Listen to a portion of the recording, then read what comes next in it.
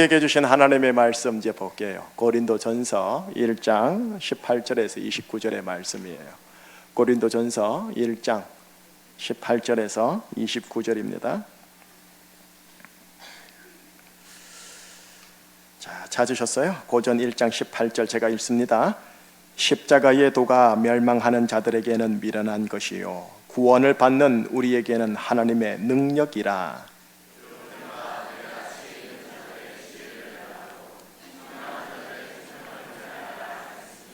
지혜 있는 자가 어디 있느냐? 선비가 어디 있느냐? 이 세대의 변론가가 어디 있느냐? 하나님께서 이 세상의 지혜를 미련하게 하신 것이 아니냐?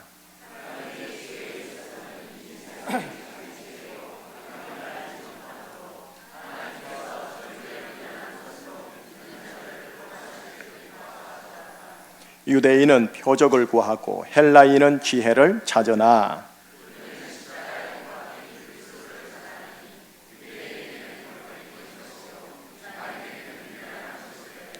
오직 부르심을 받은 자들에게는 유대인이나 헬라인이나 그리스도는 하나님의 능력이요 하나님의 지혜니라.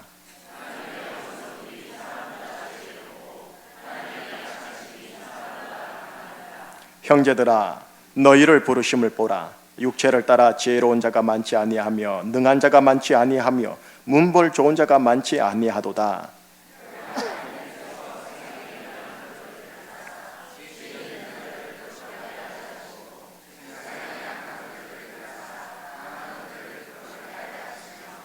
하나님께서 세상에 천한 것들과 멸시받는 것들과 없는 것들을 택하사 있는 것들을 폐하려 하시나니 이는 아무 육체도 하나님 앞에서 자랑하지 못하게 하려 하심이라. 아멘. 자, 이 시간 하나님의 말씀 단어를 주실 겁니다. 구절을 주실 겁니다. 표현을 주실 겁니다. 그거 사모하고 기대하는 마음으로 하나님 말씀 설교 잘 경청해 주세요.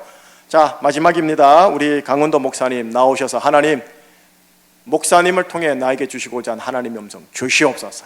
그 믿음으로 또 우리 목사님 통해 하나님 영광 받아달라고 우리 박수로 환영하도록 하겠습니다.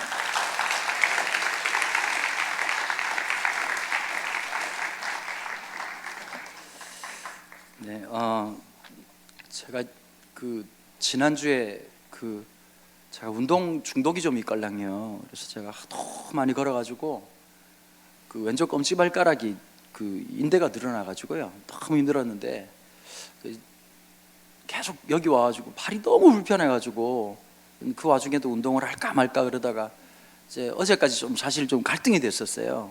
발이 막 퉁퉁 부어가지고요. 여기 또 제주도에 잘하는 정형외과 있나 이렇게 생각하고 있었는데 오늘 좀 많이 나아져가지고 너무 감사하고 이제 사실은 제가 이제 계속 부흥의 시즌이 돼가지고요. 열심히 이제 설교를 하는데 제가 제일 힘든 게 하나 있습니다. 했던 설교를 또 하는 게 굉장히 좀 어려운 터라 그래서 하여튼 여러분들 만나 뵈서 너무 행복하고 5번의 설교 시간 동안에 여러분들 표정 보면서 참 행복해진 것 같고요. 며칠 전보다 훨씬 얼굴이 좋아지셨습니다. 축하드립니다. 우리가 하나님 말씀을 보면서 우리가 참 많이 어려워하는 것 중에 한 가지는 현실이라고 하는 문제 속에서 하나님을 찾는 건 굉장히 어렵습니다. 하나님이 보이지 않는 것 같은 일상생활 속에서 하나님을 바라보는 게 신앙입니다. 여러분, 성경에서는요 하나님의 임재도 굉장히 많이 나타내고 있지만 하나님의 부재를 끊임없이 고발하는 성경은 더 많이 기록되고 있습니다. 시편에 보니까요 탄원시라고 하는 시가 있습니다. 절규하는 거죠. 하나님 어디 계십니까? 하나님 나를 왜 버리시는 거죠? 날마다 성령 충만하면 좋을 텐데 안 그럴 때가 훨씬 많단 말이에요. 날마다 하나님 은혜로 충만해지고 늘 공부할 마음이 생기고 그냥 아침에 일어나자마자 그냥 하나님께서 아침에 성령 충만 말고 비타민C를 충만하게 하셔가지고 활기가 생기고 즐거워지면 너무너무 좋을 것 같은데 사실은 그런 날이 별로 없거든요. 훨씬 지칠 때가 많습니다. 그래서 한 신학자가 말한 것처럼 하나님의 부재는 하나님의 임재의 또 다른 공간이다 이렇게 표현을 했거든요.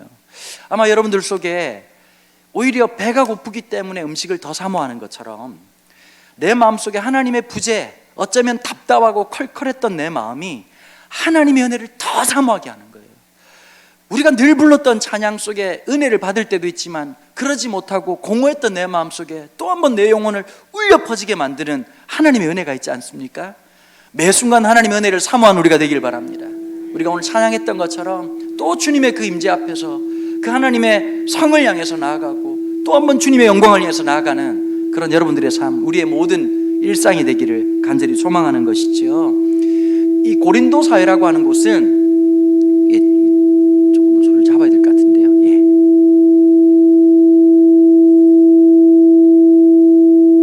네, 잡히겠죠. 네, 이 고린도 사회는 우리가 생각하는 것처럼 그렇게 단순한 사회는 아니었습니다. 우리가 한 150년 전만 해도 신분제 사회라고 하는 것이 있었죠. 신분에 따라서 우리의 삶이 결정되는 거예요. 아, 그거 얼마나 불편한 일이겠습니까? 네 아버지가 누구냐?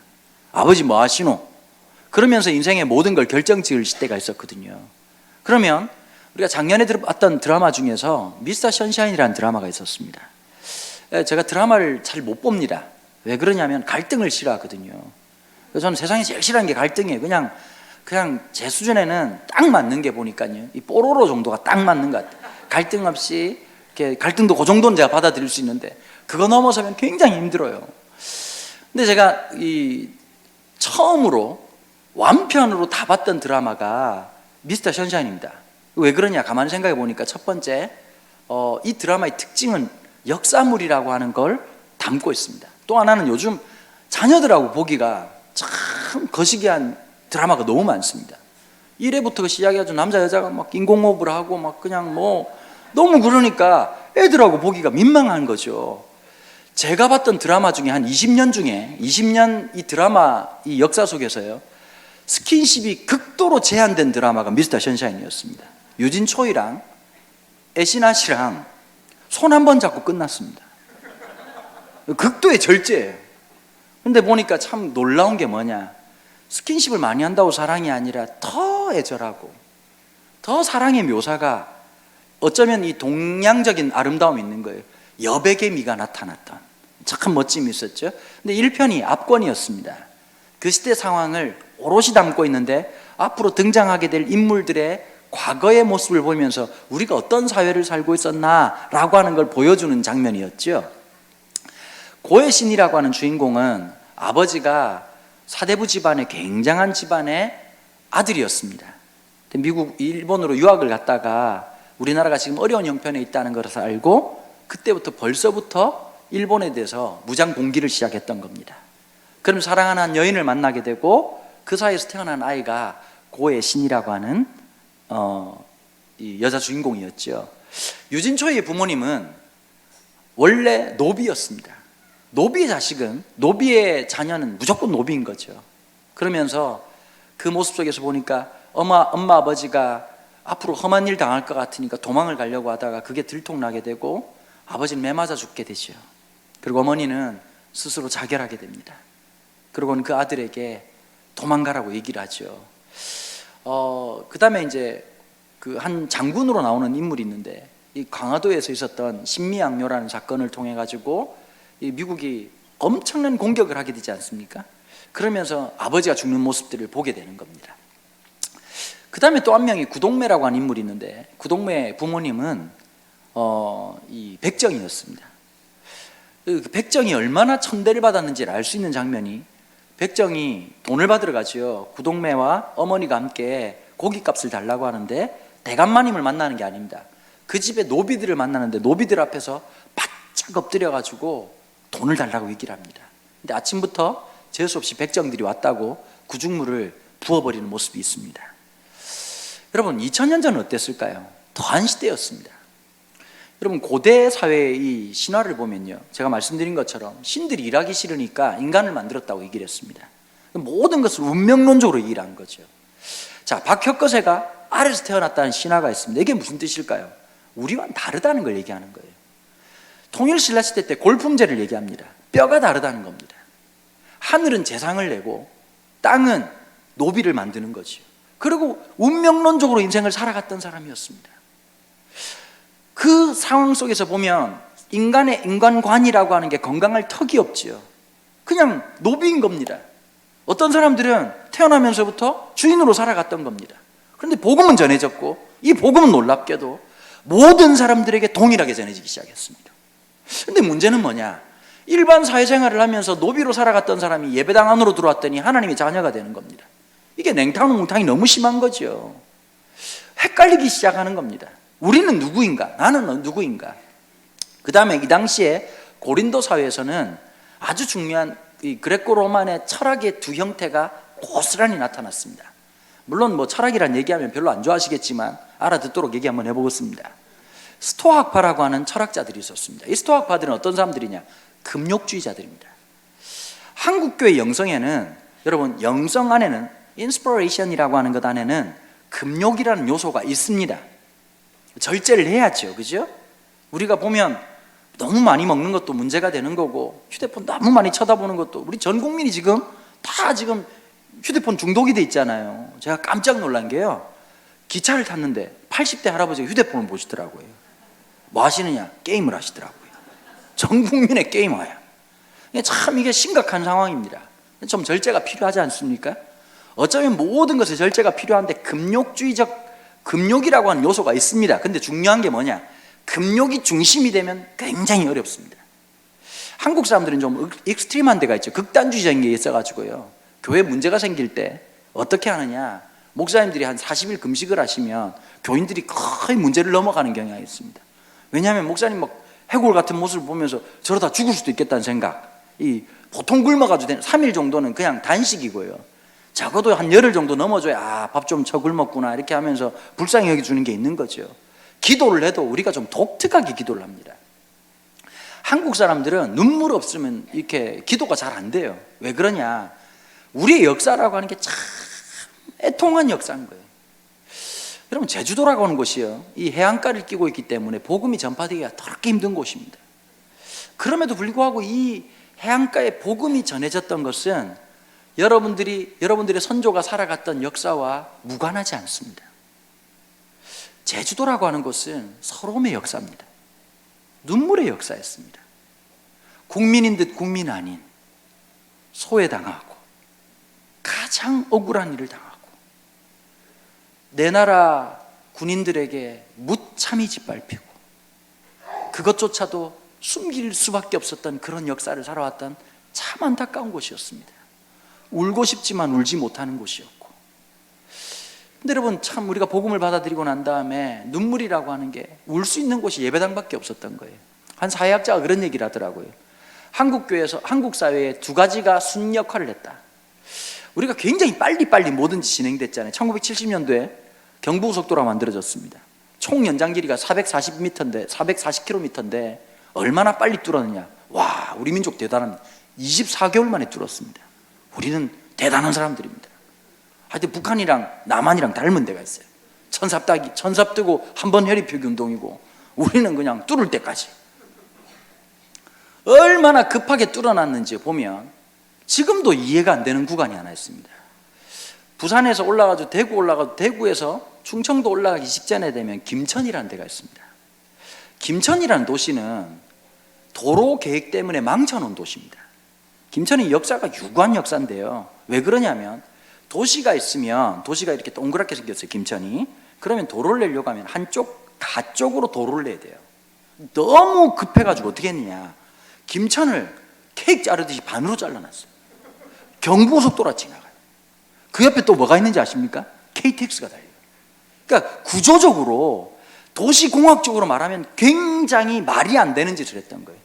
그래서 여러분, 우리가 기네스북의 기록이 지금은 바뀌었습니다만은 기록 중에 가장 빨리, 제일 긴 길이를 제일 빨리 고속도로 연결한 게 경부고속도로입니다. 빠른 게 제일인 줄 아는데 문제가 또 하나 있습니다.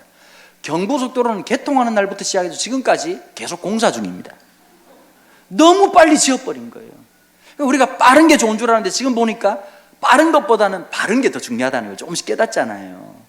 아, 우리가 빨리 왔다는 게 좋지 않구나. 너무 빨리 하다 보니까 여러 가지 부작용도 생기기도 하고, 부정부패라고 하는 게 또 음으로 양으로 너무 많이 적폐들도 있기도 하고, 이걸 또 청산해야 되는 많은 문제들이 있는 거죠.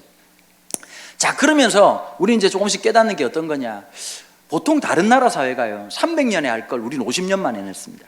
그러면 어떻게 되냐, 집단적 정신병에 걸려야 돼요.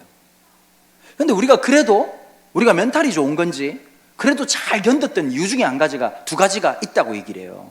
첫 번째가 뭐냐? 교회가 순기능을 했다는 거예요. 어딘가 울어야 되거든. 여러분, 감정을 숨기고 있으면 진짜 정신병 위험해집니다. 근데 어딘가 소리 지르고 울어야 되는 거예요. 남자분들이 이해할 수 있는 게 있어요. 어디서 이해하느냐? 군대 가지고 훈련 받으면 진짜 어떤 마음이냐니까 조교 죽여버리고 싶어요. 좀 너무 힘들고 어려우니까 쌍욕이 나오는데 할 수가 없잖아요. 근데 전방을 향해서 함성 5초간 미친 소리 지르는 거예요. 그 소리에 함축적인 용어가 다 있어. 죽여버릴 거야. 이 새끼 가만두나 봐라. 부터 함성 소리를 지른단 말이야. 근데 우리가 집단적으로 할 만한데요. 절에 가서 못한다. 마바냐 다람을 못해요. 교회에서 찬송 부르고 박수 치고 웃고 기도하면서 눈물 그냥 흐르는 거지. 울면서. 우리가 일제강점기 때요. 왜 교회가 그렇게 많이 부흥을 했었냐면 우리랑 굉장히 비슷한 상황이 출애굽기예요. 아이고, 야들도 노예네. 우리도 노예요? 언젠가 하나님 모세 같은 사람 주시겠지. 빼앗긴더라도 보면 오겠지. 그래서 일제가 설교 못하게 했던 본문이 어딘지 아십니까? 다니엘서 출애굽기입니다. 이 본문을 설교를 못하게 했어요.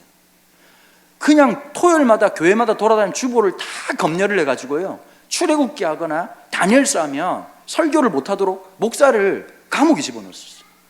그런 일들을 막 했었단 말이에요. 눈물을 쏟아내고 또 하나의 역할을 이런 사회학자 얘기하더라고요. 술 문화라는 거예요. 여러분, 우리나라 사람들은 술을 즐기는 게 아니라 취하려고 먹는 겁니다. 우리나라 역사를 보면요, 보통 우리나라에는 장로교가 중심이 됐을 때는 미국 북장로교회 선교사들이 굉장히 많이 들어왔습니다. 언더우드 이런 분들은 다 미국 북장로교 선교사입니다. 왜 그랬느냐? 남장로교가 나중에 들어와요. 남북 전쟁과 연관이 있습니다. 미국이 남북이 전쟁했다는 건 아시지 않습니까? 북익입니다. 그러면서 미국 남부 장로교회가 굉장히 어려워졌습니다, 경제적으로. 그래서 아무 의미 없는 상태였고, 그 당시에 미국 북장로교회가 날개를 달고 선교의 붕의 역사와 함께 막 일어났었단 말이에요. 근데 이게 참 묘하게 돌아가요. 그 당시에 많은 선교사들은 땅끝이 어디냐라고 하는 것이 제일 큰 화두였습니다.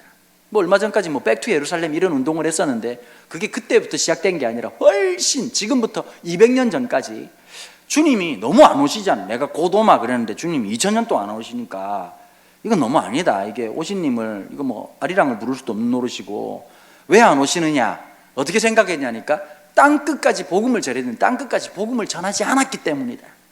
그러면서 이슈가 뭐냐? 땅끝이 어디냐라고 하는 게 신학적 가장 이슈였습니다. 윌리엄 캐리라고 하는 분이 계시는데, 선교의 아버지라는 분이 계십니다. 이분은 인도를 선교를 하셨는데요, 윌리엄 캐리에 의하면 인도가 땅끝이라고 얘기했습니다. 내지 선교회를 시작했던 허드슨 테일러라고 하는 분은 뭐라고 말했냐니까 이 땅 곳이 아니라 중국이 땅끝이라고 얘기를 했습니다. 그리고 미친 듯이 선교사들이 막 그냥 SVM 운동부터 시작해가지고 미국의 무디까지 해가지고 끊임없이 부흥운동이 막 일어나면서 젊은 사람들이 목숨 걸고 그냥 복음을 전하러 막 갔습니다. 근데 그 당시에 중국을 바로 들어가는 통로가 없으니까 일본을 거쳐서 들어가는데, 어디를 통해서 들어가느냐? 요코하마를 통해서 들어갑니다. 요코하마가 지금 도쿄에서 한 50분 거리에 있는 항구 도시거든요. 거기가 제일 먼저 개항을 했습니다. 그리고 준비하고 있었는데 무슨 일이 딱 터졌냐니까 신미항로가 딱 터지면서 미국 사람들이 최초로, 조선이 서양과 맺었던 최초의 계약이 강화도 조약입니다. 강화도 조약이 말이 좋아 조약이지 그냥 미국 놈이 쓰라는 대로 쓴 거예요. 그러면서 맨 밑에 조항 중에 하나가 선교사를 보호한다라는 조항을 쓰고 도장을 찍은 소식이 제일 먼저 요코하마에 쓰면서, 그 당시에 언더우드 아펜젤러 두 선교사님이 있었는데 이분들이 조선이 열렸다는 소식을 듣자마자 제물포로 가는 배를 타고 들어와가지고 지금도 싸우는 게 뭐냐? 감리교랑 장로교랑 누가 먼저 조선 땅을 밟았냐? 그거 별로 중요한 거 아니에요. 그 많은 학자들이 이런 얘기를 합니다. 그 당시 아펜젤러 선교사님의 사모님 임신 중이라 레이디 퍼스트니까 아마 그분이 먼저 내렸을 확률이 높다, 이런 얘기를 하거든요. 그 천국 가서 물어보면 되지. 그 뭐 중요한 것이겠습니까? 자, 그런데 미국 북장로교회는 남장로교하고 조금 분위기가 다릅니다. 북장로교회는 조금 자유롭습니다. 지금 미국도 가도요, 미국 남부를 바이블 벨트라 그래가지고 굉장히 보수적인 쪽이죠. 샌프란시스코 이런 데 가고 이렇게 시애틀이나 그 다음에 미국 동부 쪽 가보면 진짜 미친놈들 많거든요. 보면 동성연애하는 놈들 남자가 와 이게 막 털 난 놈이 뭐 Hey guys 뭐 이런 애들이 있단 말이야. 보면 돌로 쳐주고 싶은 놈들이 한두 놈이 아니에요. 너무 막 온몸에 소름 돋고 막 동성연애자들 버글버글대고 막 이상한 사람들이 진짜 많거든요. 근데 지금도 어떠냐면 애틀란타나 저 남부 쪽에 가면요, 패밀리 레스토랑이나 아니면 패스트푸드 같은 데 가도 커플들이 햄버거 하나 놓고 같이 기도하는 커플들이 되게 많아요. 그거 보니까 굉장히 감동이 되더라고. 둘이 끌어안고 막 그냥 햄버거 3개 샀으면 기도를 더 할 판이에요. 지금 뭐 얼마나 간절하게 기도를 하는지. 그런 모습이 있는데, 미국 북장로회가 들어오다 보니까 우리나라 초기 기독교 역사를 보면 어떤 일이 있었냐면 조금 관대했습니다. 술, 담배에 대해서. 그래서 선교사들도 담배를 많이 피시기도 하고요. 옛날에 나는 찾았네 그러고 빌리 그레함 목사님이 계셨죠. 빌리 그레함 목사님이 이분이 돌아가시기 직전까지 담배를 못 끊었어요. 그래 한국에 들어왔을 1970년도에 김포공항에 있을 때 그분이 비행기에서 내리면서 시가를 물고 내려오신 거예요. 그때 충격을 받아요. 저 죄인이 어떻게 설교를 할까? 그런데 우리나라도 원래 초대 선교사들은 어땠냐면 담배를 피셨어요. 북장로교 선교사들은. 그러면서 남자들 성경부를 하다가 신발 놓는 곳 옆에 곰방대 통이 있었고 중간에 브레이크 타임 때 선교사님도 한 대 피우고 김집사님도 한 대 피우고 오늘 말씀 개인의 깊이가 있었다고 이러고 맞담배를 폈다는 기록이 있습니다. 거기다가 김집사 생일에도 우리가 한잔 했는데 주님 생일에 가만히 있을 수 있나? 그래서 교회에서 막걸리를 담았다는 기록이 남아 있습니다. 왜 허락을 했느냐? 미국 사람들은 한 잔 문화가 있어요. 우리는 알판이 있는데 오메가가 없어. 김집사님 개될 때까지 드시고 이렇게 해가지고 막 나중에 뭐 선교사님 보고 너는 눈가를 왜 파랗지? 이러고 막 멱살 잡았다는 기록이 나와요. 그런데 언제 우리가 금주금연을 하게 됐느냐? 1907년도에 평양 장대현교에서 부흥운동이 막 일어났단 말이에요. 근데 이제 길선주 목사님이 그 양반이 원래 무당 출신입니다. 조선 3대 무당 중에 한 분이셨습니다. 신을 13개를 모시고 내가 보았어? 이런 분이었단 말이에요. 보통 이 무당이 아니었는데 선교사가 가가지고 계속 복음을 전했어요. 복음을 전하는데 이분이 뭐 무당이 가만히 있겠냐고요. 난리를 치고 선교사를 때리기도 하고 선교사 눈탱이 반탱이 안 그래도 눈도 파란데 그냥 눈 주변까지 파랗게 만들어가지고 엉망을 만들어 놓고요. 그런데 이 길선주 목사님이 어떻게 예수를 믿게 됐냐? 꿈에서 부활하신 주님을 만나요. 그리고 예수를 믿고 변하고 평양신학교를 다니게 되는데 이분이 평생 무당을 하고 살았단 말이에요. 여러분 무당도 두 종류가 있다 그러잖아요. 강습무, 신내리 무당이 있고 학습무가 있어요. 배운 무당이 있어요. 뭐라죠? 물에 가지 마? 수영 강사인데요. 가면 위험해. 뭐 이런 소리 하고 이제 헛소리 하는 분들 계시잖아요 보면. 하여튼 학습무들은 그렇고 강습무들은 다른데 이분이 강습무란 말이에요. 근데 예수를 믿고 난 다음에 다 변했는데 뭐 안 변한 게 하나 있습니다. 새벽 4시에 일어나는 게 안 변한 거예요. 새벽 4시에 할 짓이 없어가지고 이제 성경책을 보다가 이상한 구절 하나를 만납니다. 새벽 오히려 미명해라는 듣도 보도 못한 말. 주님이 새벽 기도를 했다는 새로운 얘기를 하시고 평양 장대현교회 부흥운동 있고 나서부터 뭐가 시작됐냐니까 새벽 기도가 시작됐대요. 그분이 주무셨어야 돼요.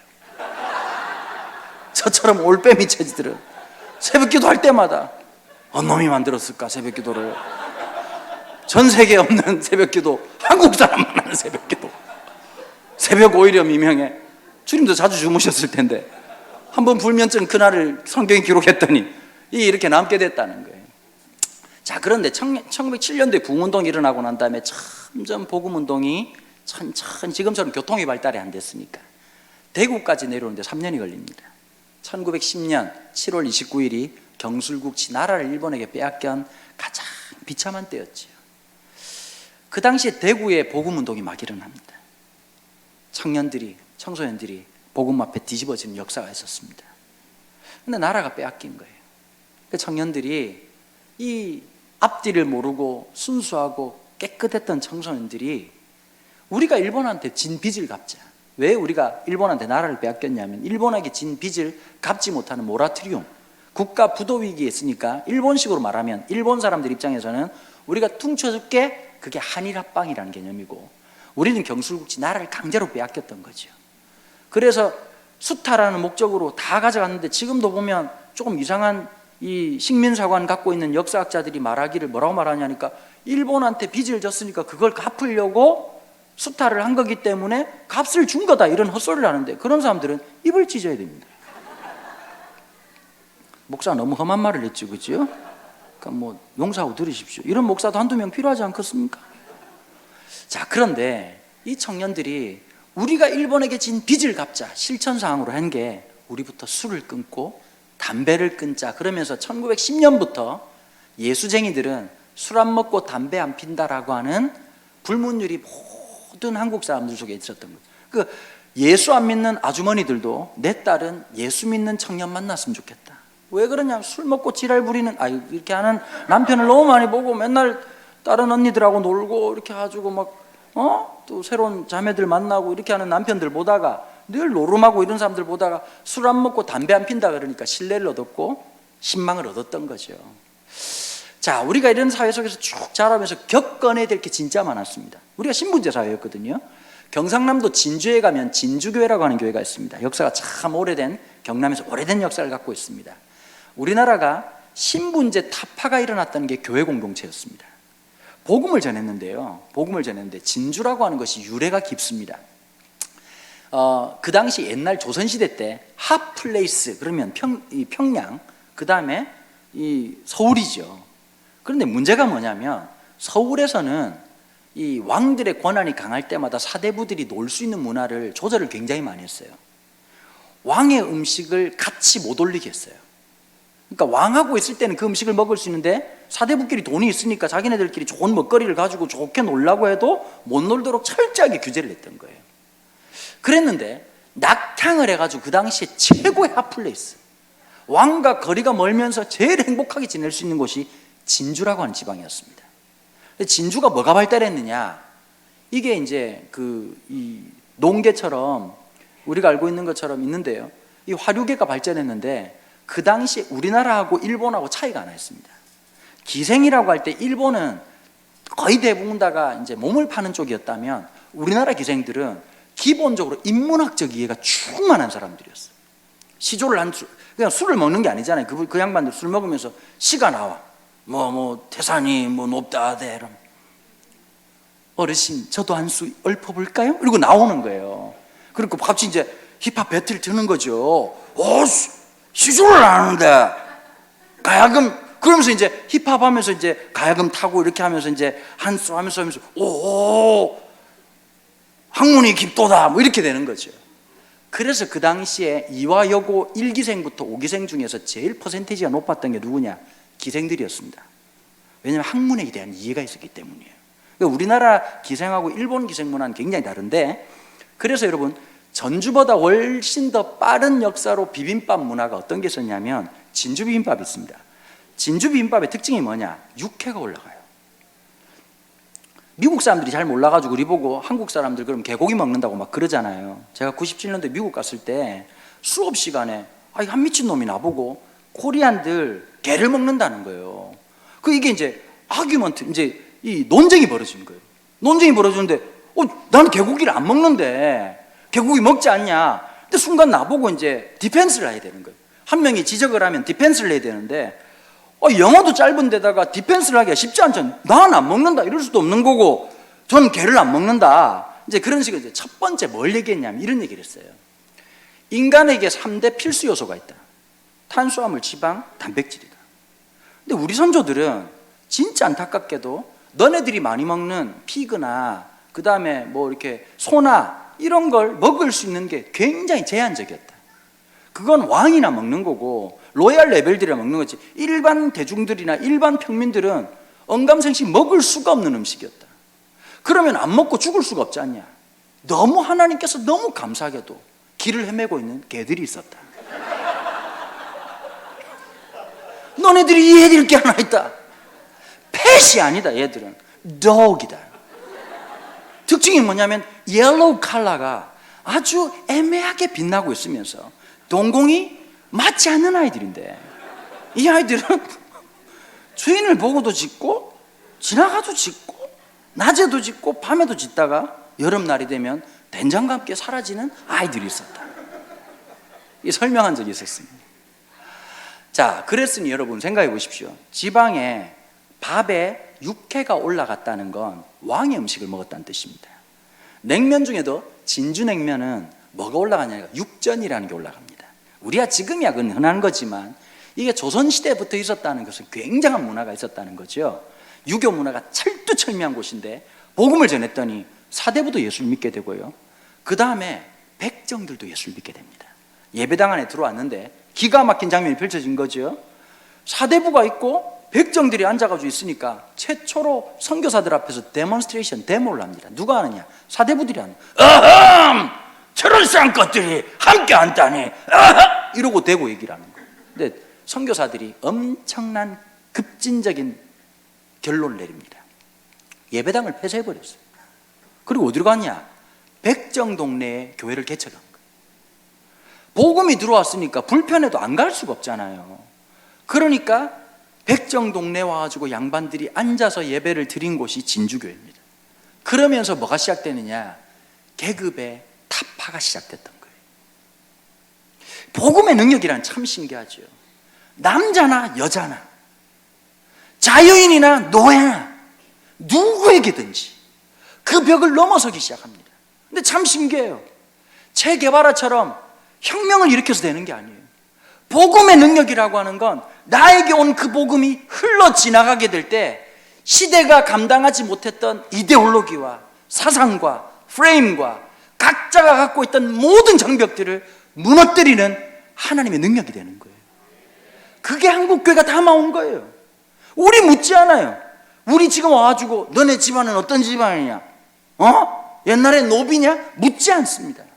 복음 안에서 우리는 지금 그러나 안타까운 것이 어떤 것이냐면 지금도 나누고 있다는 거예요. 어떻게 나눌까요? 자본주의 형식으로 또 하나의 계급이 만들어집니다.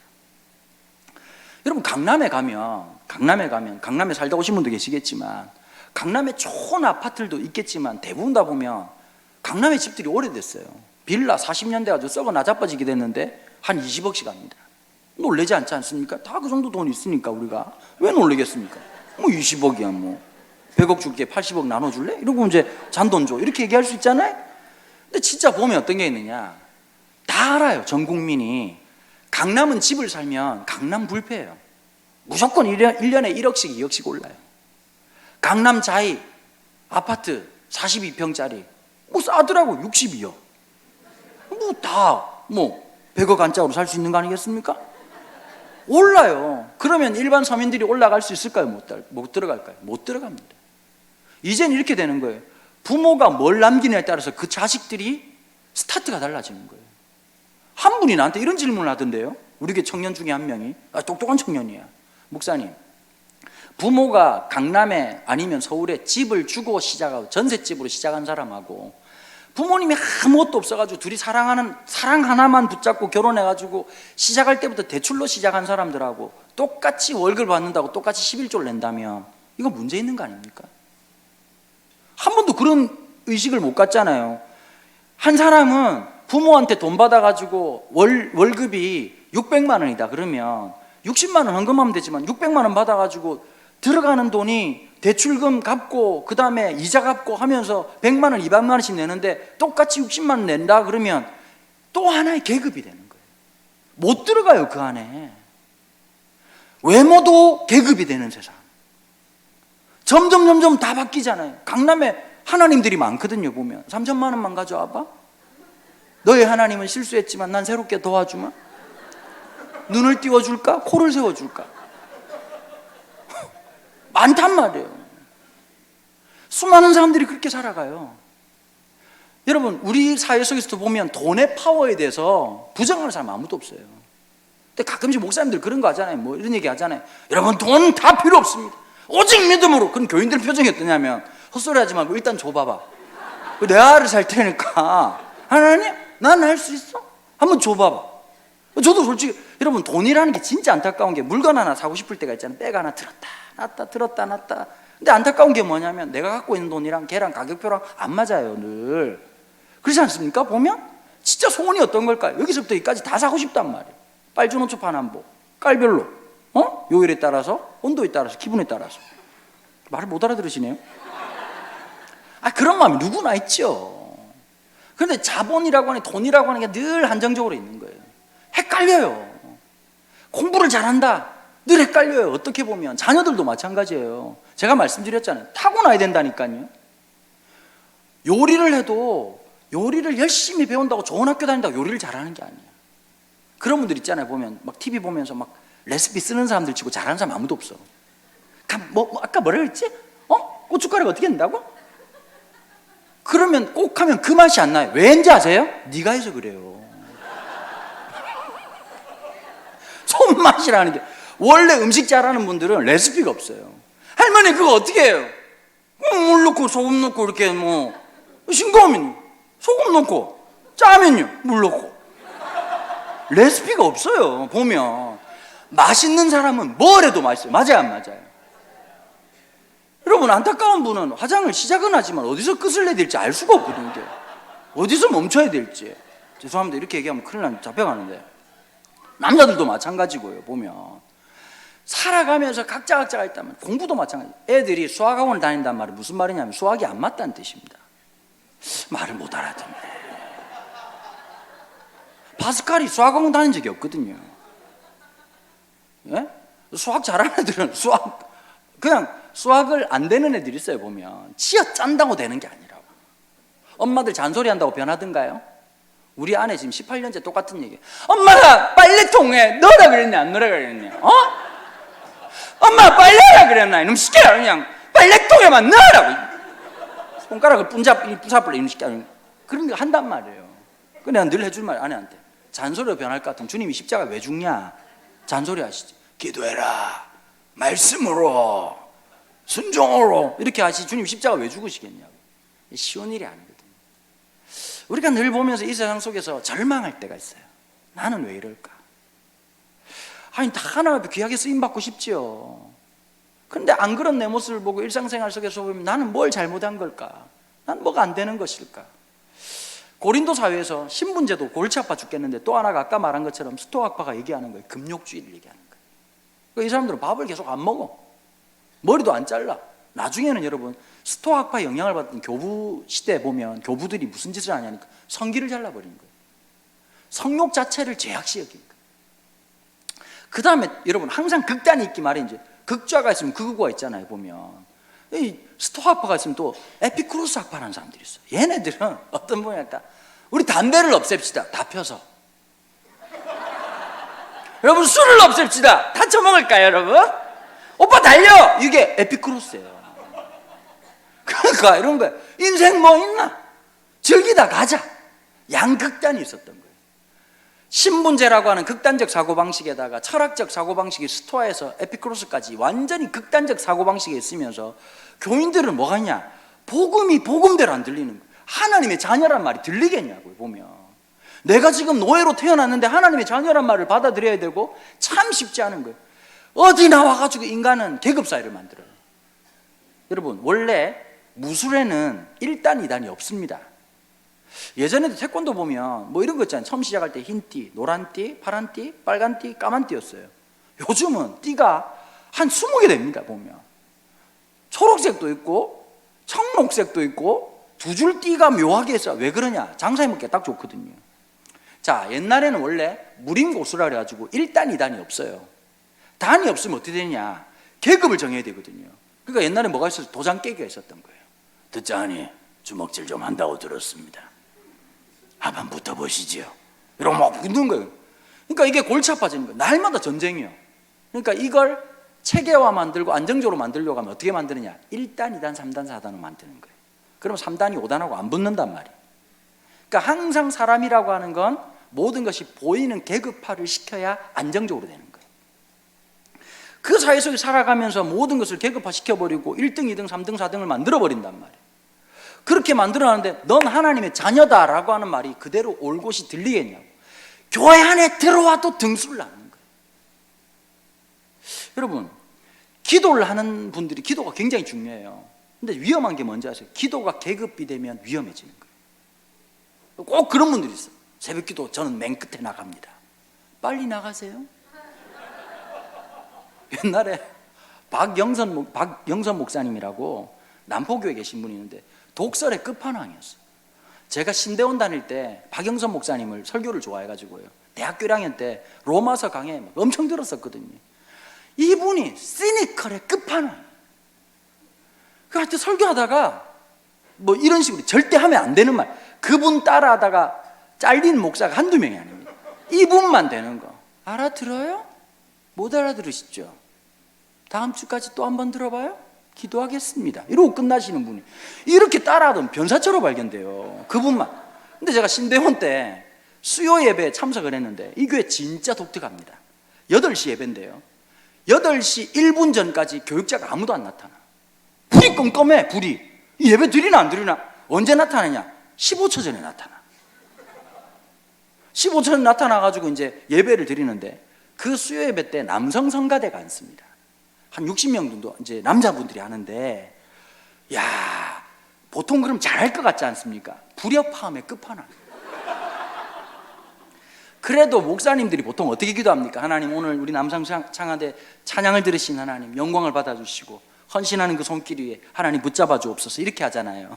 박영선 목사님, 나 그날 내 귀를 의심했네. 하나님 자비하십니다, 하나님 긍휼하십니다, 이걸 찬양이라고 들으시다니. 기도를 그렇게 하시더라고요. 내가 2층에서 들었는데 이건 아닐 거다, 내 귓구멍에 이 달팽이관에 문제가 있는 거다. 옆에 있는 전도사한테 물어, 내가 잘못 들었냐니까 잘 들은 거라고. 근데 더 대박은 뭐냐, 성도들이 아주 그걸 일상적으로 받아들이고 있다. 끝판왕이에요, 끝판왕. 왜냐면 설교를 하는데 너무 기가 막힌 거예요, 보면. 근데 이분이 설교를 하다가 뭐라 하냐니까, 새벽 기도가 자랑이 되면 오지 마라, 자라. 새벽 기도 와서 자꾸 누가 왔나 체크하고 목사님 빠졌나, 그럼 두 가지 방법 중에 잠을 자든지 경마장에 가서 말 쓰는 안경을 쓰고 있어요. 옆에 놈 쳐다보지 말라. 하여튼 끝판왕이에요. 대단한 분이었어요. 물론 그분의 표현이 굉장히 너무 지나친 부분이 있지만, 우리는 어느 날 교회 와서 내 신앙이 계급화되게 하는 모습들이 있다는 거예요. 신앙의 본질은 뭐냐? 나를 높이는 게 아니라 상대방을 섬기는 거예요. 여러분, 이걸 알아야 돼요. 오늘 저는 마지막 주제로 교회란 얘기를 하고 싶어요. 교회란 어떤 곳이냐? 우리가 살아오면서 늘 긴장해요, 세상 살아오면서. 여러분, 저는 교회라는 곳이 이렇다고 생각해요. 세상 살기가 쉽지 않잖아요. 돈 버는 거 쉽지 않아요. 세상에서 힘든 게 두 가지 있답니다. 남의 주머니에 있는 돈 합법적으로 내 주머니에 집어넣는 거 힘들답니다. 겁나 힘들죠.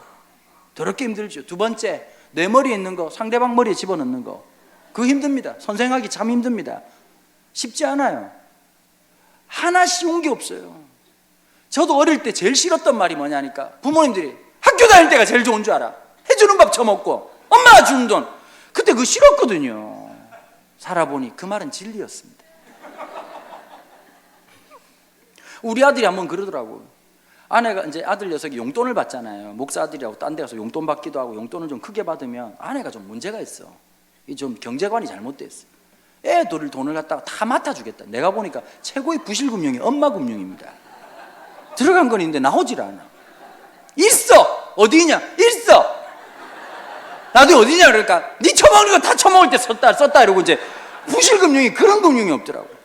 아들 녀석이 좀 크면 알아서 좀 쓰도록 해주고 이러면 될 텐데 비자금을 허락을 안 해주는 거예요. 그 아들 녀석이 이제 저하고 지금 제일 친한 이유 중에 하나가 뭐냐면, 아빠들이 지혜로워야 돼요. 엄마가 주는 돈이 절대 넉넉하게 안 주잖아요. 그건 은혜예요. 위기가 왔을 때 아빠를 찾아.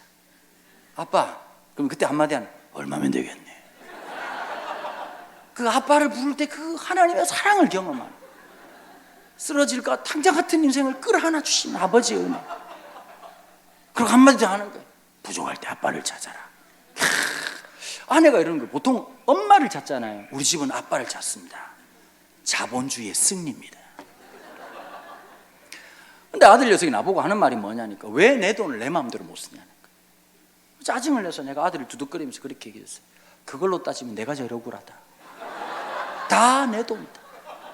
네가 처먹는 것도 내 돈이고, 네 학원비도 내 돈이고, 다 내 돈이다. 아들아, 기억해라. 인생은 이런 거다. 내 돈을 쓰면서도 누구 있는지를 봐야 되고, 여러분, 삶이라고 하는 게 참 쉽지가 않아요. 인생생활 하면서도 그런 거예요. 어떤 분들이 그러는 거예요. 집회라고 하는 게요, 늘 새로운 분을 만난다는 게 기쁘기도 하지만 참 어렵고 힘들기도 하고 긴장이 되기도 하고요. 잠자리가 바뀌게 되면 아무리 호텔이 좋아도 집에서 자는 게 훨씬 편해지고, 뭐 새로운 분을 만나서 집중한다는 게 쉬운 일이 아니거든요. 각자 나름대로의 어려움들이 있어요. 각자 나름대로의 고통도 있고. 살아가시면서 우리 성도님들 살아가는 게 쉬우신가요? 밥 먹고 사는 게 쉽지가 않아요. 이번 한 주간도 진짜 힘들었을 거예요. 직장생활 하면 손 들어보세요. 직장생활 하시는 분들 계시죠? 잠시만 이렇게 50개는 아니시면 손 좀 높이 들어주시면, 이 공산당도 아니고 이렇게 하면 표시가 잘 안 나요. 여러분, 직장생활에 공통점이 하나 있어요. 또라이 김 부장이 꼭 한두 명씩 있다는 거예요. 저 인간만 없으면 진짜 직장생활 할 것 같은데 꼭 그 인간이었어요. 진리가 뭐냐? 그 인간이 사라지면 그런 인간이 5명 더 나타난다는 거예요. 참 사람이 힘들어요. 일주일 내내 있으면서 목사님들이 제일 큰 착각이 어떤 거냐, 설교를 기억할 거라고 하는 미신 같은 신화적인 믿음이 있어요. 지난주에도 말씀드렸지만 오늘 아침에 일어난 일이 기억이 안 나는데 뭐가 기억이 나겠냐. 가끔씩 내 전화번호도 기억이 안 나가지고 내 전화번호도 찾아봐야 될 판인데 참 힘들고 어려워요. 근데 교회 와가지고 뭐가 있어야 되냐, 힘들고 어려운 인생살이지만 여기 와서는 하늘의 기쁨을 맛본 하나님 나라 지소 같은 역할을 해야 되는 거예요. 여기 와서는 하늘의 소망이 있어야 되는 거예요. 더 이상 계급사회에 살아가는 것이 아니라 여기에서는 하나님의 한 백성이 돼야 되는 거예요. 여러분, 그런데 문제가 뭐냐, 초대교회로 돌아가자 이런 얘기하는, 초대교회도 똑같은 문제가 있었어요. 어떤 문제가 있었냐, 내 계급 따라 교회에서 똑같은 짓을 한단 말이에요. 사도 바울이 너무 속상한 거예요. 신약 성경 전체에서 스펙으로 따지면 못 따라갈 분이 누구냐니까 사도 바울이었거든요. 가말리엘이라고는 최고의 교수의 문해생으로 살아갔고, 나면서부터 로마 시민권, 우리로 말하자면 국회의원의 불체포 특권을 다 가지고 있는 특별한 권한을 냈었어요. 사도 바울이 잡히잖아요. 나중에 잡히고 난 다음에 천부장이 와가지고 엄청 때리고 착고를 채웠는데 딱 한마디였어요. 사도 바울이, 로마 시민인 나를 제도 재판도 안 하고 착고를 채우냐? 그랬더니 천부장이 화들짝 놀라가지고 로마 시민권자냐 이렇게 하고 착고를 풀어주면서 갑자기 귓속말을 해요. 돈 주고 샀냐? 그랬더니 하는 말이 나면서부터로라. 그랬더니 천부장이 갑자기, 연대장이, 나는 돈 주고 샀는데 넌 낫구나. 탁월한, 그러니까 끝판왕이 있어요. 끝판왕. 공부를 제일 많이 한 사람. 우리 교회도 이런 경우가 있어요. 제가 보니까 서울대 출신도 두 종류가 있더만요. 공부를 어마무시하게 잘하는 사람들하고 숨만 쉬고 공부해서 서울대 들어간 사람이 있어. 그러면 숨만 쉬고 서울대 들어간 사람 죽을 때까지 서울대 자랑이야. 제가 서울대생이에요. 근데 진짜 공부 잘하는 사람들은 자기가 공부를 잘한다는 걸 몰라. 조금 기분 나빠. 우리 교회 여전도사님 남편이 서울대 이제 컴퓨터공학과 출신인데 이분이 경기과학고등학교 출신이에요. 과학고등학교를 2학년 1학기 때 조기 졸업하신 분. 근데 되게 사람이 밝아요. 착해. 천진난만해. 집에서 맨날 앉아가지고 이제 그 레고 만들고 앉아있거든요. 보면 애들이랑 그 하는 짓은 애기 같아요. 하는 게 보면. 근데 공부를 잘했을 것 같지 않은데 전혀 그런 것도 표도 안 내요. 그걸 내가 몇 년 만에 알았냐니까 6년 만에 알았어요. 6년 만에. 그럼 내가 아유 공부를 그렇게 잘하셨다면서 그분이 뭐라 그런지 아세요? 그냥 순진 아닙니다. 운이 좋았을 뿐입니다. 우리는 불행한 사람들인가? 우리가 3번일까 4번일까 그렇게 기도하고 3번을 쳤는데 답이 1번이에요. 우리 저주받은 인생인가? 하나님 은혜로 컴퓨터 공학과를 서울대를 갔다는 거야. 우리 서울대학교에서 학교 급식도 먹어본 적이 없는데 사람이 참 속상할 때가 있어요. 똑똑한 사람들이 있어요. 여러분, 애매한 사람들이 늘 자랑하는 거예요. 인생의 자랑이 무엇인지를 정말 다 사라지는 거란 말이에요. 이쁘고 아름다운 거 다 사라져요. 그럼 맞아요, 안 맞아요? 우리도 옛날에 이쁠 때가 있었습니다. 믿거나 말거나.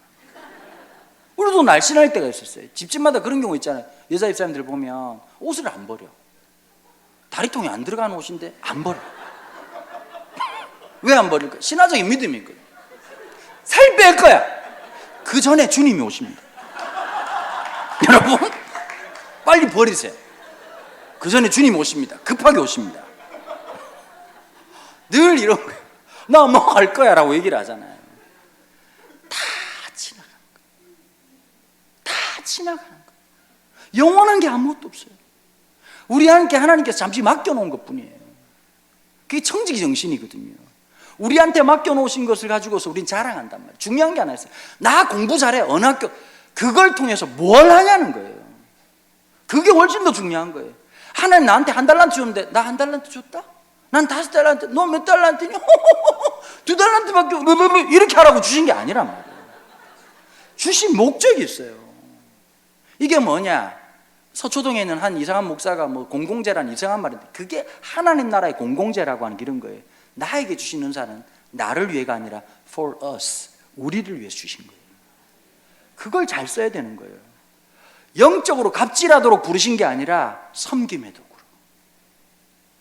여러분, 저는 은사가 조금 몰빵적 은사가 있습니다. 여기에 몰린 경우가 있어요. 제가 들었던 말 중에 목사님 전두엽이 혓바닥에 달린 것 같다, 이런 말을 그냥 뭐 부정하지는 않습니다. 그런 분들 있잖아요. 책을 1000권을 읽어도 한마디 감동스럽게 못한 사람이 있고, 한 줄을 읽어도 100권 읽은 것처럼 말할 수 있는 여기에 있고, 저 뒤쪽에 있는 권모 목사님이 그런 분이십니다. 3일째 옷을 갈아입지 않고 저기 서 있습니다.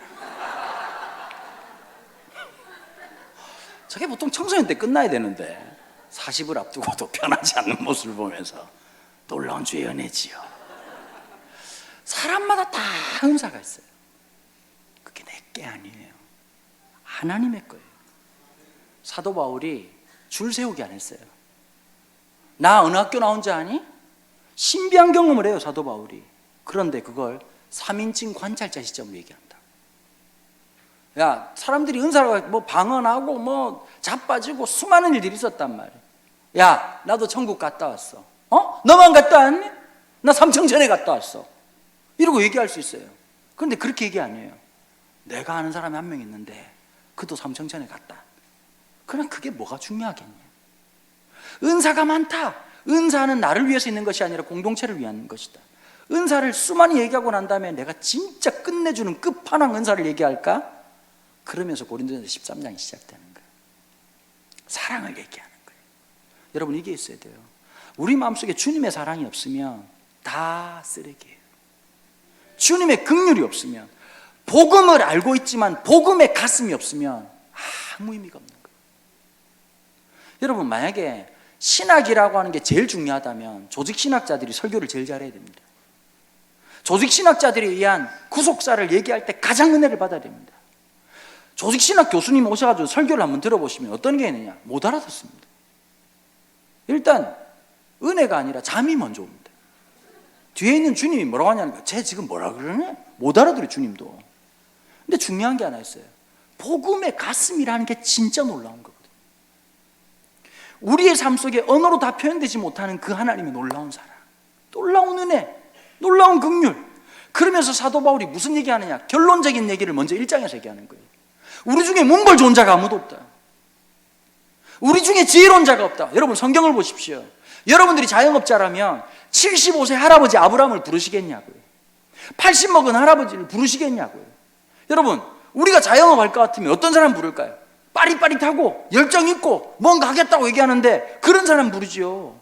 똑똑한 사람 부르지요. 제가 우리 교회 부목사님 모시는데 70세 대신 원로 목사님 모시겠냐고요? 목사님, 제가 할까요? 그런 분 모시겠냐고요? 산재로 돈이 더 많이 나가요. 그런 분들은. 할 수 있다면 효과적인 사람, 효율적인 사람, 한 번에 모든 걸 할 수 있는 사람, 그러지 않나요? 주님이 왜 아브라함을 선택하셨을까요? 75세면 꿈을 못 꿔요. 아니, 중학생들 중에 그런 애들 있잖아요. 공부 더럽게 안 하지만 네 꿈이 뭐냐? 의사다. 그러면 속으로 욕은 해도 그래, 열심히 하면 할 수 있다 그래요.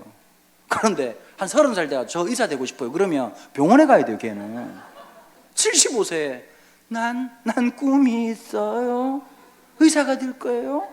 중증이에요. 이미 요양원 가세요. 요양원. 근데 75세 우상 섬기고 살아갔던 그 운명론적인 인생에서 하나님이 나타나가지고 내가 너와 함께 할 거다. 본토 친척 아비 집을 떠나라. 떠났단 말이에요. 여러분, 신앙은 어떤 건지 아세요? 익숙한 것에서 떠나는 거예요. 길들여진 것에서 떠나는 거예요. 내가 왕노릇 할 수 있는 곳에서 주님 앞에 철저한 타자가 돼서 살아가는 거예요.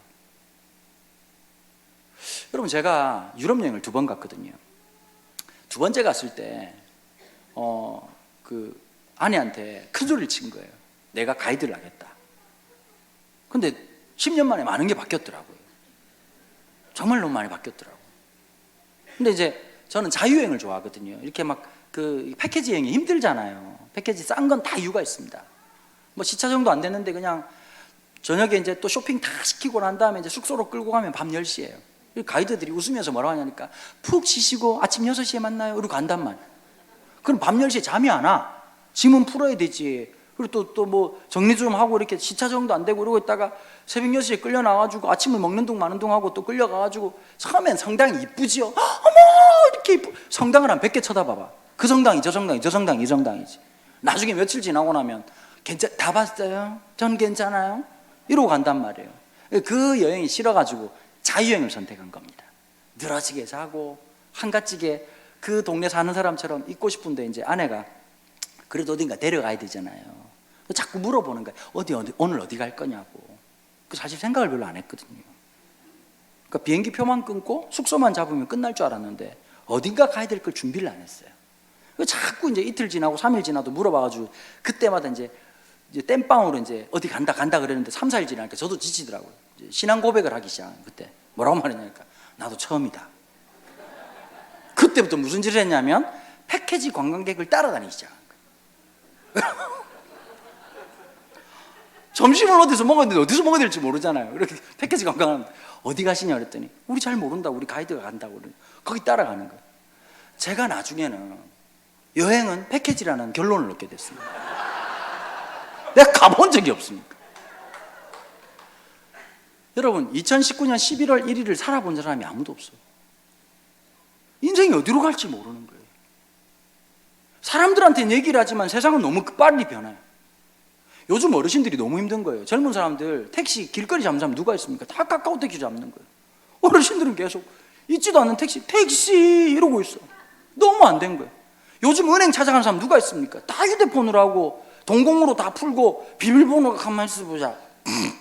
이게 몇 번이었더라. 이렇게 하고 사가지고 또 새로 만들고. 진짜 어르신들이 힘든 거예요. 세상이 급변해요. 앞으로 20년 동안요 지금 알고 있는 직업의 70%가 사라진답니다.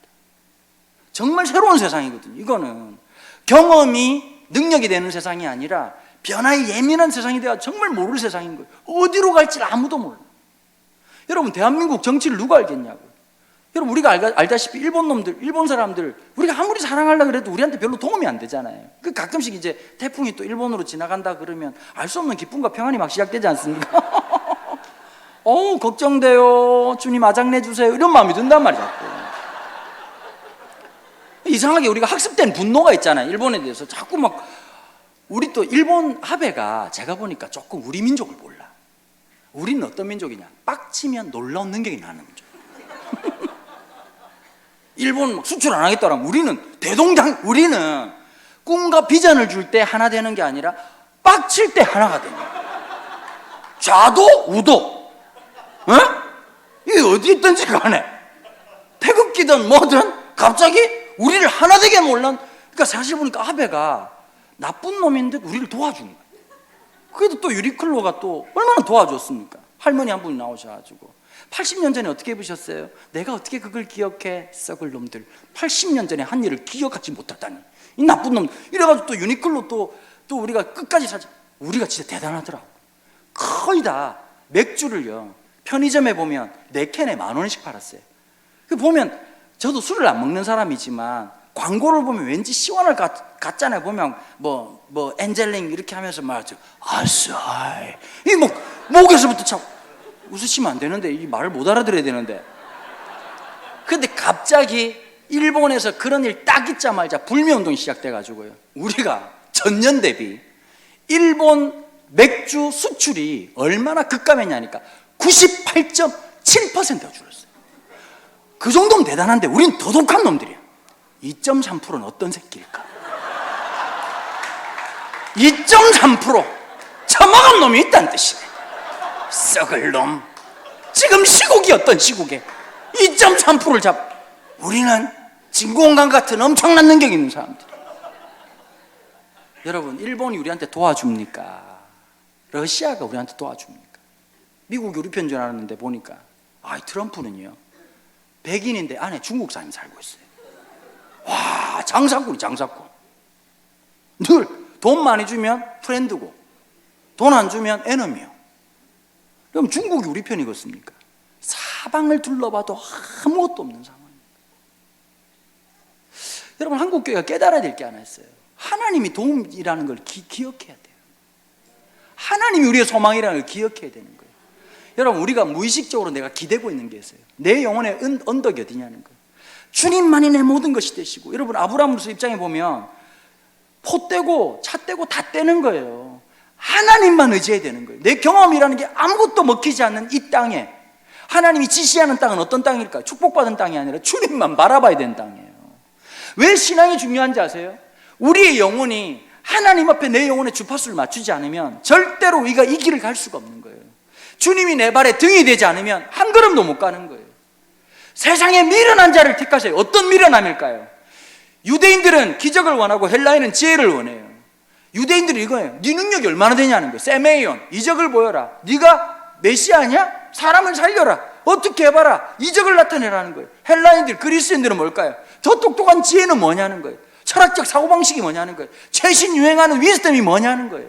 그러나 우리가 자랑할 것은 비참하게 죽으신 그리스도의 십자가밖에 없다. 그 십자가를 내가 믿는다. 그것은 놀랍게도 어떻게 하느냐?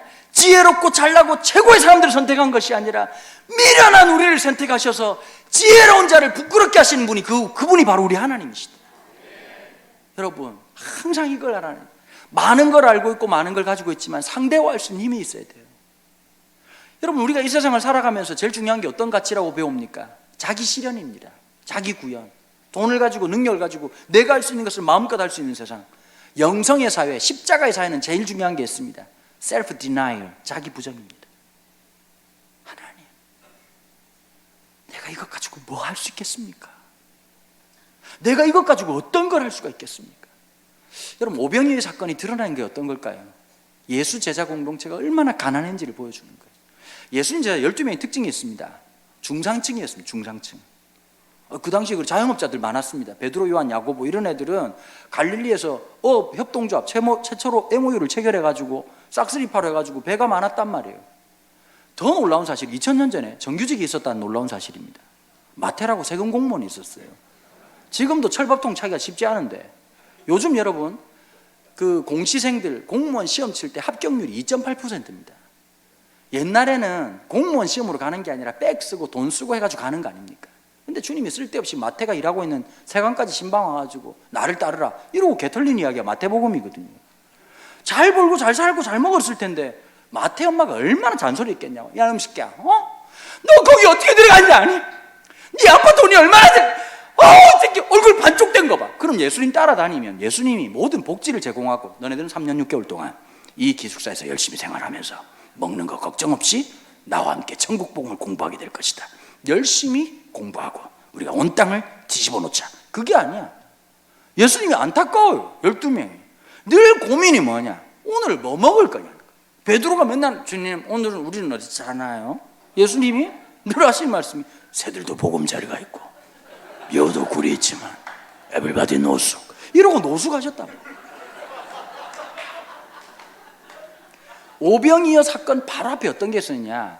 그 당시에 여러분 오병이어 사건이 어떤 도화선이 됐냐면 그 당시에 수많은 사람들한테 예수님은 신인 사역자예요. 신인 사역자. 그 당시에 사람들에게 세례 요한이 최고의 사역자였단 말이에요. 신인 사역자였던 예수님을 누가 소개합니까? 세례 요한이 소개를 하죠.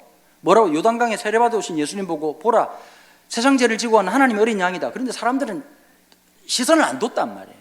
왜냐? 안타까워. 보니까 예수님 보니까 전혀 메시아 같이 안 생겼거든. 보면 사람들은 그냥 콧방귀 끼고 왔단 말이에요. 근데 세례 요한이 죽어요. 세례 요한도 어떠냐? 이분이 또 너무 또 급진적인 데가 있었어요. 이 당시에 성경에 보면 헤롯이라는 왕이 나오는데 우리가 좀 놀라는 게 하나 있죠. 분명히 예수님 어릴 때도 헤롯이었는데 이 헤롯이 뭘 처먹길래 이렇게 오래 살았나? 그러니까 성경을 설명을 해줘요. 예수님 시대 때 헤롯은 아버지 헤롯, the great king 헤롯 대왕이고 예수님 세례 요한을 죽였던 헤롯은 뭐냐? 헤롯 안티파스라고 해서 헤롯의 아들이에요. 아들인데 아들이 3명이 있었거든요. 3명이 있었는데 이 이스라엘을 3등분해 가지고 나눠줬는데 이 헤롯 안티파스가 참 나쁜 놈이에요. 이 또 불륜의 또 왕이야. 무시하지. 형수를 사랑했어요. 형수? 외롭지 않아요? 그럼 서방이네요? 그래도 서방님이 됐어요. 형님 죽고 그 아내를 맞아들였단 말이에요. 이러면 이게 말이 안 되는 얘기잖아요. 그런데 전부 다 이 헤롯 안티파스가 똘끼가 너무 많고 미친 이 살인광이니까 말을 안 하고 있는데, 구약에 엘리야가 있었다면 신약에 우리 세례요한 형님이 있었어요. 세례요한은 죽을 때까지 설교 하나로 끝까지 밀어붙인 분이에요. 야, 대단하잖아요. 주일마다 설교 본문이 안 바뀌고 내용이 똑같은 거. 회개하라! 천국이 가까웠다. 설교가 똑같아. 그 열받으면 독사의 새끼들아 이렇게 말씀하셔요. 죽을 때까지 설교가 똑같아. 목사로서 제일 부러운 분. 돌려막기도 아니고 한 설교로 마치 처음 하는 것처럼 엄청난 분이셨습니다. 그러다가 헤롯 보고 뭐라 했냐니까, 야, 이 썩을 놈아! 이 더러운 놈 새끼! 이러다가 헤롯이 죽이고 싶었는데 눈에 가시 같은데 사람들이 선지자로 하니까 못 죽이고 있는데, 야, 엄청난 결단은 항상 남자가 하는 게 아니라 여자가 하게 됐어. 자기 딸 헤로디아가 이 헤롯 안티파스를 너무 잘한 거예요. 이 남자가 과시욕의 끝판왕이에요. 기분 업되면 이런 거 있잖아요. 막 업되면 가자 뭐 인생 뭐 있나 이런 스타일이었다.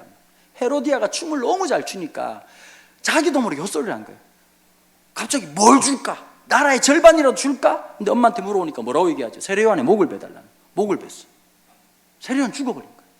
사람들이 멘붕에 빠진 거죠. 선지자라고 생각했던 세례요한이 죽지 말자 사람들이 멘붕에 빠졌고, 그 소식을 들었던 주님은, 여러분 봐보세요.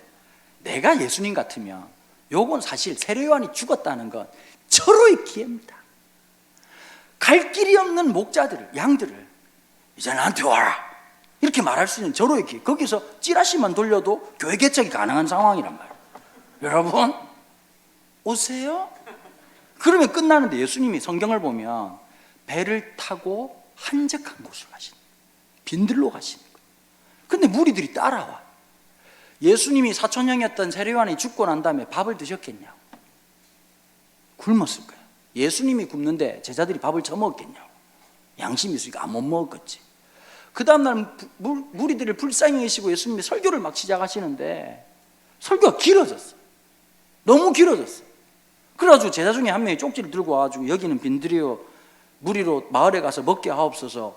이게 사실 쉽지 않은 거예요. 담임 목사 설교하고 있는데 갑자기 전도사님이 설교 끝내셨는지 밥 지금 점심 다 됐다고. 할 수는 있겠지. 바람과 함께 사라지겠지 그분은. 그러면 예수님도 눈치껏, 벌써 시간이 그렇게, 알았어. 여러분, 벌써 시간이 이렇게 됐네. 오늘 말씀 어떠셨습니까? 굉장히 은혜가 되셨습니까? 여러분, 맛있는 점심 드시고 다음 시간에 또 한번 우리 하나님 나라의 그 영광을 함께 나누는 시간인데, 지금까지 예수 그리스도였습니다. 그리고 박수 꼭 내야 되는데, 예수님이 뭐라고 했냐니까 제자들 보고, 너희가 먹을 것을 주라고 얘기해. 여기에서 빡치는 사건이 나온 거예요. 제자만 12명인데 협찬이 묘하게 들어왔어. 도시락이 인당 하나씩 들어온 게 아니라 하나가 들어왔어. 보리떡 5개, 물고기 2마리. 지금 경론이 벌어진 거예요. 누가 하고 이걸 n분의 1로 어떻게 나눌 것인가. 예수님 생선 대가리를 드릴 것인가, 몸통을 드릴 것인가.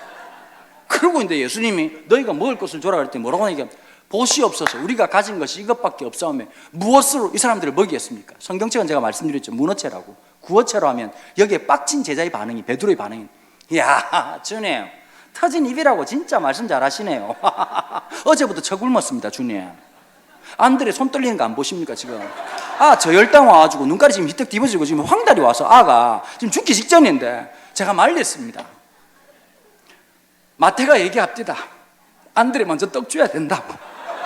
내가 안 된다고 말렸습니다. 우리 주님 배고프다. 그래도 주님 먼저 드시고 뭐가 안 되겠나? 주님, 사람이 할 말이 있고 안 할 말이 있습니다. 뭐라고요? 너희가 먹을 것을 주라고요.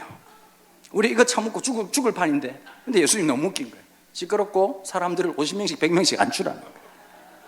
여러분 들리십니까? 제 아들 쌍욕하는 소리 들리시죠? 그죠? 10원짜리 20원짜리 얘기하는 소리. 와 미친놈 별지랄 다 하네. 그리고 이제 50명 100명씩 쭉 앉혔네. 그러고 예수님이 보리떡 5개 물고기 2마리가 축사를 하셔. 여러분, 축사를 할 것 같으면 좀 쌓아놓고 뭐가 좀 있을 때 좀 기도할 만하지. 보리떡 5개, 물고기 2마리 들고 기도를 하는데, 내가 분명히 얘기했잖아요. 그거 분명히 눈 뜨고 본 사람이 있습니다. 왜냐? 주님이 처먹을까 봐. 저러면서 처먹을 수 있다는 불안감이 있어가지고. 보리떡 5개, 물고기 2마리를 제자들 12명한테 또 떼주네. 이 느낌이 어떠냐? 성찬식 느낌이에요. 성찬식 할 때 기분 이상하잖아요. 주님의 떡입니다. 카스테라입니다. 씹을 게 없어요. 너무 난도질을 해가지고 뭐 좀 씹을 촉감이라도 있어야 되는데 혓바닥에서 다 녹아. 이는 주님께서 우리를 위해서 주신 잔입니다. 잔이 너무 작아. 이거 혓바닥에 다 흡수되고 아무것도 없어. 지금 성찬식 하듯이 나눠주고 난 다음에 아 이거 먹으라는가 보다 생각했더니 뭐라고 말하냐니까 나눠주라. 이것으로 무엇을 할 수 있겠습니까? 라고 말했던 것을 12등분해서 나눠줬다. 여러분, 오병이의 사건은 뭘 말할까요? 교회 공동체가 어디에서 능력이 나는지를 보여주는 거예요. 많이 가져서 주는 게 아니라 순종을 통해서 기적을 이루는 공동체. 내가 그리스도의 몸이 찢어진 것처럼 찢어질 때 살아가는 공동체. 여러분, 보통 그런 얘기 하잖아요. 아, 우리 집은 깨끗해요. 남자들이 그런 얘기를 해요. 그 생각이 없는 생각이에요. 그럼 누군가는 하녀처럼 일하는 분이 계시다는 뜻이에요. 맞아요, 안 맞아요? 아, 우리 교회는 행복해요. 지금 몇 명이 피를 질질 흘리고 있어. 속상하고 힘든 분이 계시는 거예요. 우리 교회는 건강한 교회입니다. 몇 분이 쓰러져가지고 닌겔 맞고 있어 지금. 교회에서 그런 거예요. 누군가가 헌신하고 누군가가 희생하기 때문에 그게 돌아가는 거예요. 우리 집에 아들이 치우고 있어요. 딸이 치우고 있어요. 집 밖에 나와 있는 내가 치우고 있어요.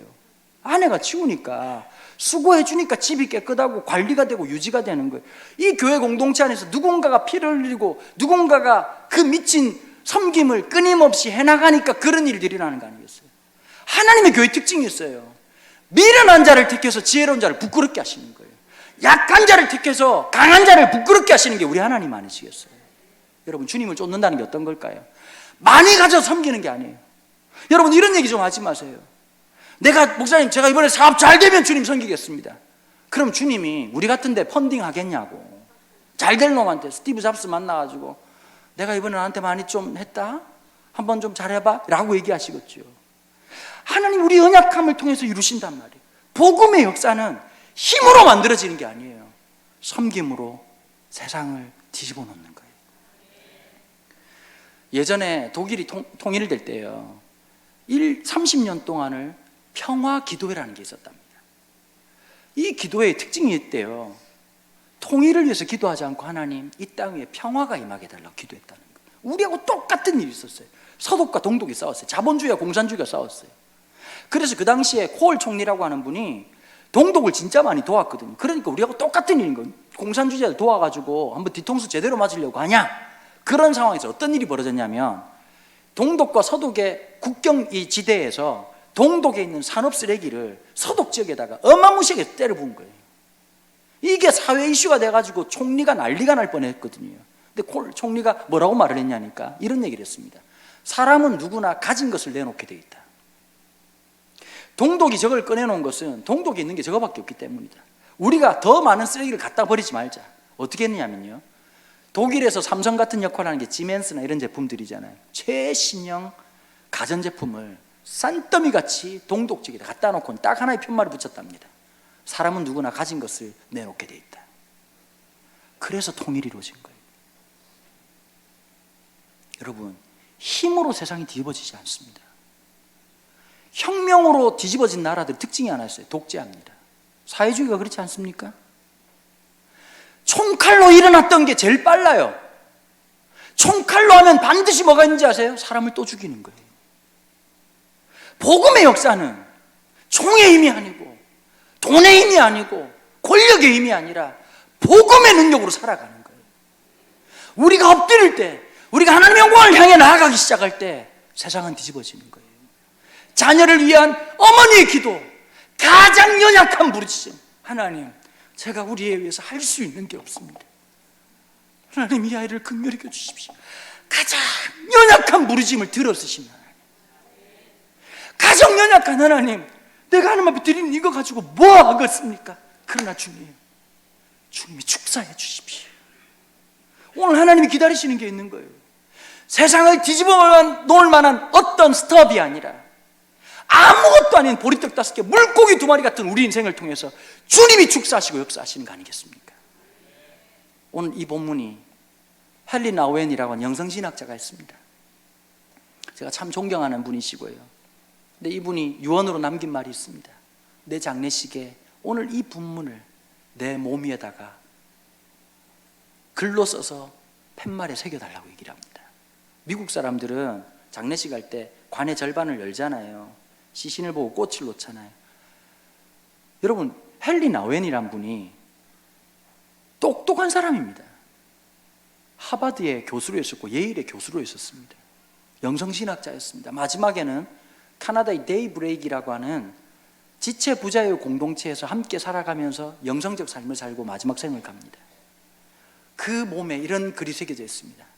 세상에 미련한 자를 택하사 세상에 지혜로운 것을 부끄럽게 하신 하나님, 내가 알고 있는 지식을 가장 연약한 것으로 생각한 사람, 내가 가지고 있는 그것을 오병이어로 생각한 사람, 그리고 주님의 손에 오롯이 올려드리는 그 믿음을 통해서 하나님이 역사하시는 겁니다.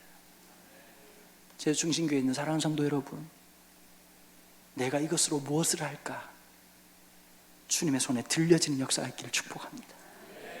여러분들이 기도의 제목이 되는 자녀들을 통해서 하나님 기가 막힌 드라마를 써내려 가실 겁니다. 하나님의 살아계심을 드러낼 겁니다. 세상에 미련한 자를 택하셔서 세상에 지혜로운 자를 부끄럽게 하신 그 하나님, 그분이 우리의 하나님이십니다. 이 교회의 머리가 되십니다. 우리 시간이 찬양 같이 한번 고백했으면 좋겠는데요, 우리가 주님을 따르는 삶 살기로 결정한 사람들 아닙니까? 내 가지고 있는 상처와 내가 가지고 있는 마음의 아픔과 연약함을 함께 들고 지난 역사 동안에 수많은 사람들이 우리의 인생 가운데 주님을 향해 나아갔던 것처럼 이 제주 땅에 이기풍 목사님을 시작으로 복음의 수많은 일들 앞에 나왔던 하나님의 사람들, 짐승처럼 죽어갔던 수많은 순교자들, 그러나 그 하나님의 영광을 위해 나아갔던 그 사람들, 여러분, 기독교가 힘이 있기 때문에 여기까지 온 게 아닙니다. 복음의 능력이었습니다. 힘의 논리가 아니라 은혜의 논리였습니다. 우리의 무력함이, 우리의 연약함이 주님의 손에 들릴 때 복음의 역사 다시 이 땅 가운데 놀랍게 일어날 줄로 믿습니다. 수많은 무리들이 줄지어 그분을 보기 위해 따르네. 평범한 목수이신 그분 앞에 모든 무릎이 꿇어 경배하네. 모든 문제들 하나하나 죽음까지도 힘을 잃고 생명의 근원 되신 예수 이름 앞에 모든 권세들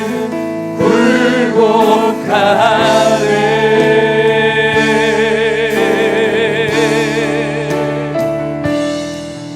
예수 이름 높이세 능력의 그 이름, 예수 이름 높이세 구원의 그 이름, 예수 이름을 부르는 자, 예수 이름을 믿는 자, 예수 이름을 믿는 자, 예수 이름 앞에, 예수 이름 앞에 나오는 자 복이 있도다.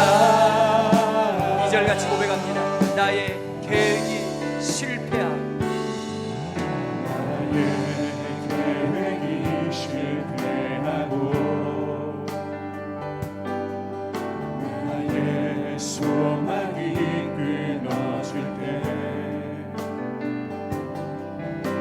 삶의 주관자 되신 그분 앞에 나의 무릎을 꿇어 경배하네.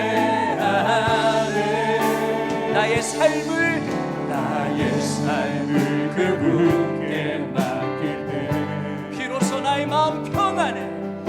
비로소 나의 마음 평안해. 아멘. 구원의 반석 되신 예수의 이름을 소리 높여 찬송하네.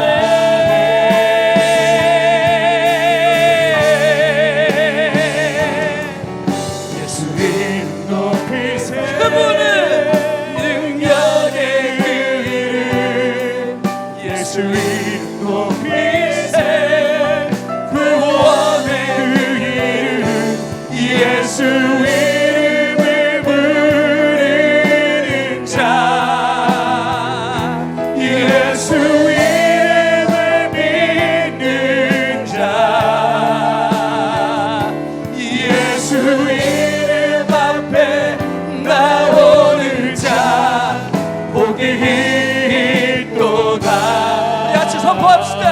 예수 이름 높이세. 예수 이름 높이세. 그분은 능력의 그 이름 예수 이름 높이세. 그분은 구원의 그 이름 예수 이름을 부르는 자 예수 이름을 믿는 자 예수 이름 앞에 나오는 자 복이 있도다. 이 시간 다시 한번 통성으로 한번 기도할까요? 다시 한번 통성으로 같이 기도할 때 하나님 오늘 내 연약함을 사용하여 주시옵소서. 내 부족함을 써주시옵소서. 내 연약한 인생을 주님이 축복하시고 그리스도의 능력으로 그리스도의 강함으로 온전히 사용하여 주시옵소서. 시간 다시 한번 주여라고 부르짖고 통성으로 기도하며 나갑니다. 주여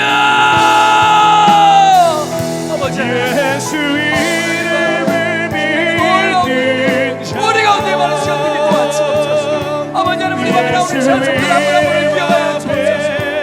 부족함을 사용하시나 하나님 나의 어리석음을 사용하시나 하나님 나의 무장을 쓰시고 나의 연약함을 쓰시고 나의 무력함을 쓰시는 아버지 하나님 아버지 내 한숨을 변하여 찬양되게 하시나 아버지 하나님 나의 눈물을 변하여 기쁨이 되게 하시나 아버지 하나님 우리의 기도를 통하여 역사하시는 아버지 하나님 주님을 찬양하며 세상이 일어나지 않게 하소서.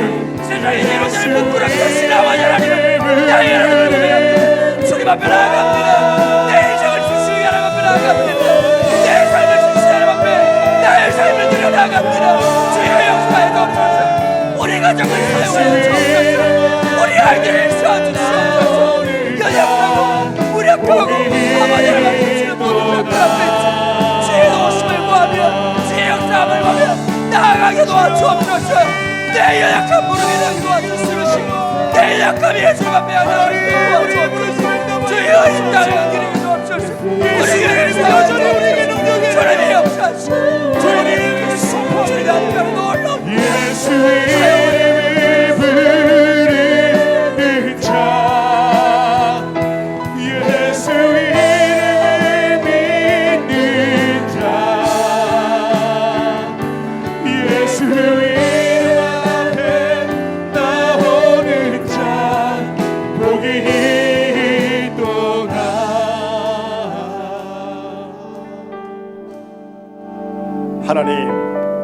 하나님께서는 가장 위대하신 주 예수 그리스도, 가장 지구한 곳에 존재하시는 예수 그리스도를 가장 비천하고 낮은 곳에 내려 보내시어 그분의 희생과 그분의 보혈로 우리를 구원하사 넌 내 아들이다 하여 주신 은혜 감사합니다. 이 복음이 내 속에 들어와 내가 하나님의 아들이 되었으며 하나님의 아들의 운명의 삶을 이 땅에서 살아가며 이 땅에서 복음의 능력을 누리며 복음의 능력을 경험하며 복음의 능력을 흘려보내라고 불러주신 은혜 감사합니다. 하나님, 그런 자들이 모인 우리 사랑하는 제주 충신교회, 이 교회 안에서 복음이 만들어내는 혁신, 복음이 만들어내는 부흥, 복음이 만들어내는 놀라운 하나님의 역사를 우리가 보게 하여 주시옵소서. 감사합니다. 그렇게 하실 하나님을 찬양하며 예수 그리스도 이름으로 기도합니다. 아멘.